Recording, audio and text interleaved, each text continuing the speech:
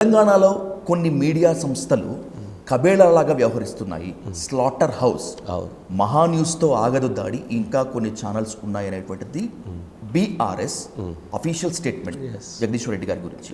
Sir, ఎలా చూస్తారు అసలు ఈ స్టేట్మెంట్ని, మహా న్యూస్పై జరిగినటువంటి దాడిని? అంటే ఫోన్ ట్యాపింగ్ జరిగిందా లేదా, సిట్టు విచారణ జరుగుతుందా లేదా, దీనికి మీడియా మీద దాడి, దీనికి మళ్ళీ ఆంధ్ర తెలంగాణ అంశాలు, ఎక్కడైనా ఏమైనా సంబంధం ఉందా? సంబంధం ఉంటే ఇది సంబంధం ఉంది అని చెప్పవచ్చు. ఇది ఏ పత్రిక రాయలేదు, ఏ ఛానల్ రాయలేదు. అన్ని పత్రికలు, అన్ని ఛానల్స్ ఫోన్ ట్యాపింగ్ జరిగింది అని చెప్తున్నాయి. సిట్టు విచారణ జరుగుతున్న అంశాలను మాట్లాడుతున్నాయి. రాజకీయ పార్టీలు అన్నీ ఆ అంశాలను మాట్లాడుతున్నాయి. మరి ఎట్లా స్లాటర్ హౌసెస్ అవుతాయి? అంటే మీడియాని గొంతు నొక్కేస్తాం, నరికేస్తామని భయపెడితే మీడియా ఆగిపోతుందా? ఇది ధర్మమేనా? ఇది సమంజసమేనా? ఇది న్యాయమేనా?